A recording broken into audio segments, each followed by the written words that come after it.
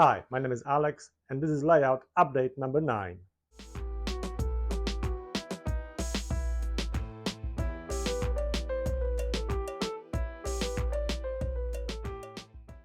I have this rather large gap between the bottom and top baseboards. I call it the Great Trench of Jaxville. Now this trench is not part of the landscaping layout plan for this layout, and I want to close it up. Initially I was just going to cut a foam board to a shape and wedge it between the incline and the top board, but I decided to fill in this trench completely, if only to prevent any critters making a home for themselves there, but also filling this trench completely solid would give extra strength to the layout in the area.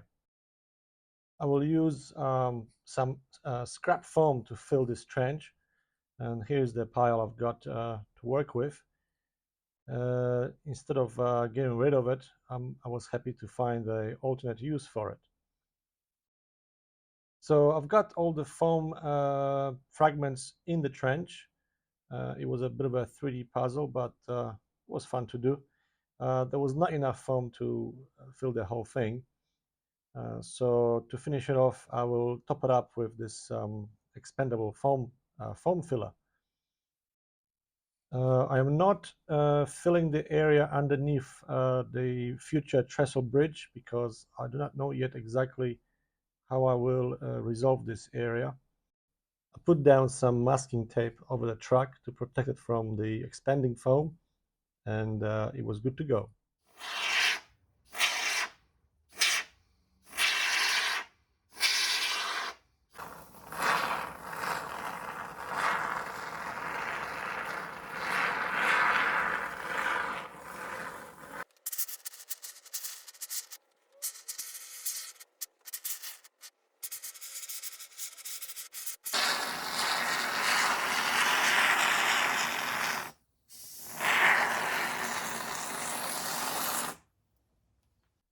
One can of expanding foam was not enough to fill in the entire trench, so I did use a second can, but then I ended up with excess foam. I've used it to build up a hillside. It was a bit of an experiment, actually. I wasn't planning for it, and then I was just curious whether I could actually make something that looks like a hillside out of this particular material. So this is the next day now, and the foam is all set up and ready to be trimmed, cut, and shaped.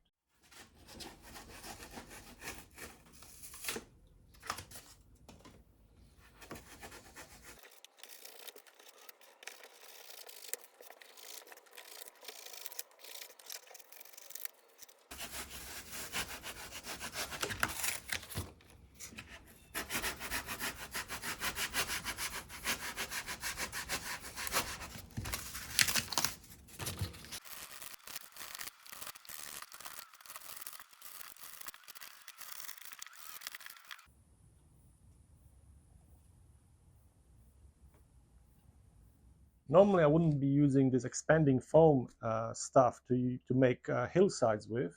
I would be going to my favorite material, which is just a standard XPS foam board.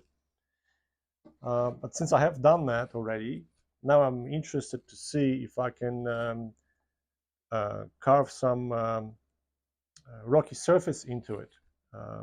So I'm pretty bad at carving, so I never use knife to do that because every time I try, I'm never happy with the results.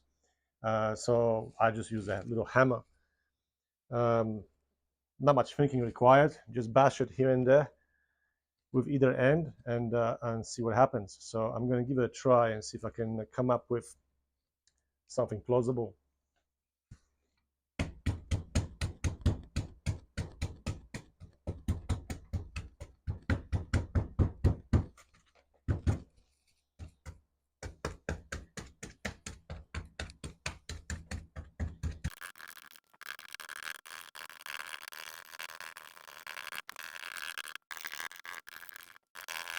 So after a few minutes of doing the hammer treatment on this foam, I ended up with something like that. It's really hard to see really when it's all white. So the next thing to do is to apply a coat of basic gray acrylic, which will bring up the detail, and then I can see if this has any potential.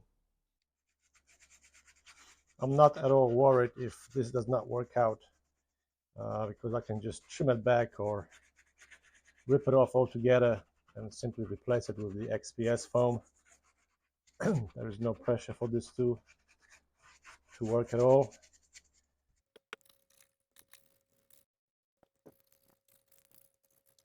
Well, for the test purposes, this will be enough of painting.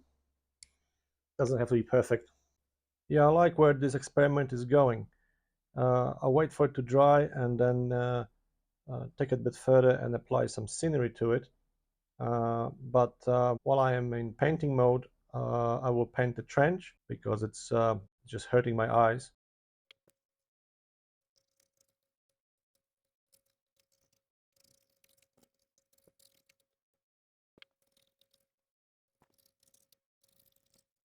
I've got quite a bit of exposed green foam here and there, following my changes to the layout, to the track plan, and some repairs. So I will paint that over as well.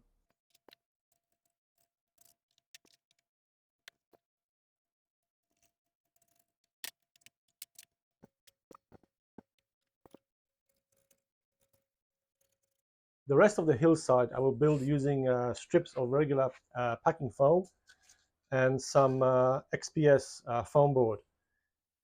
I don't want to use the good stuff for the substructure of the hillside, so I'm using this instead.